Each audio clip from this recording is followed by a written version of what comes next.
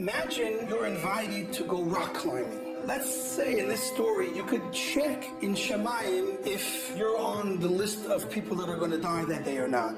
So it might help you to relax a little bit. What you do is you Google Shemayim and you ask, am I on your list of arrivals today? And the answer you get back from Google Shemayim is, no, we're not expecting you.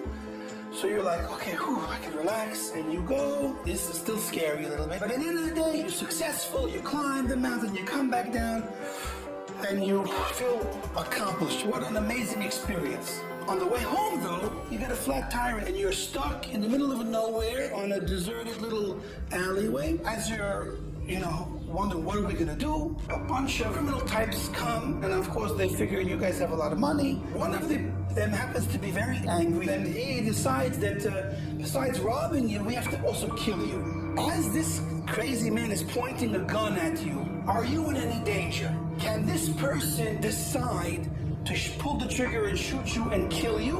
Or because in heaven there was no decree that you should die that day, so you have nothing really to worry about? For this idea, we have an interesting discussion that comes out from the story with Yosef and his brothers. The Ohr Somayach speaks on it, and of course is essentially echoing the Zohar, which is really the source for this idea. When the brothers wanted to kill Yosef because they hated him, so they were determined to kill him. Reuven understood that there's extreme danger involved in human beings that want to kill somebody, because God gave human beings free choice. Once He gave us that choice, so that it's a real thing that we'll have and it can alter things. He says, don't be responsible for spilling his blood.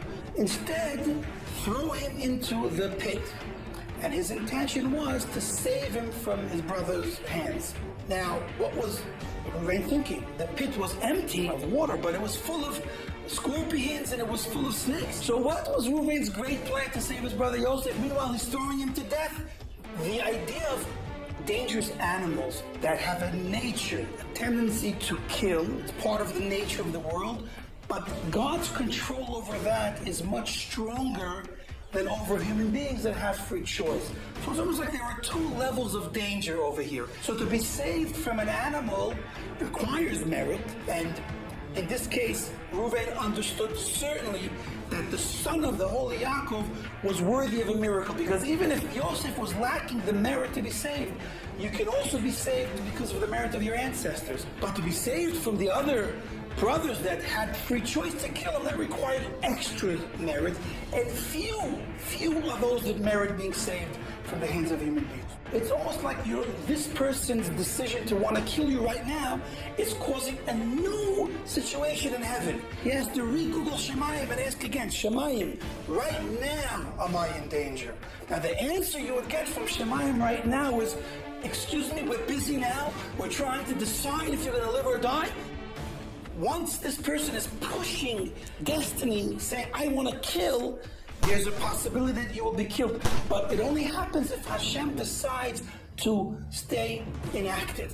Remember, I mentioned specifically that when you're going to ask Shemayim, they're going to tell you, wait, we're busy working it out, which is also an indication that there is hope. We're taught by David HaMelech and this famous story from Chizkiyahu HaMelech, even if a sharp knife is at your throat and the guy's going to kill you, do not ever give up on beseeching God's mercy. It's never, ever too late. Don't fool yourself for this Zohar to think that the people are in control and can do what they want. Ultimately, it's all up to God, and we have to hold on to Hashem with all we have and daven and never, ever give up hope.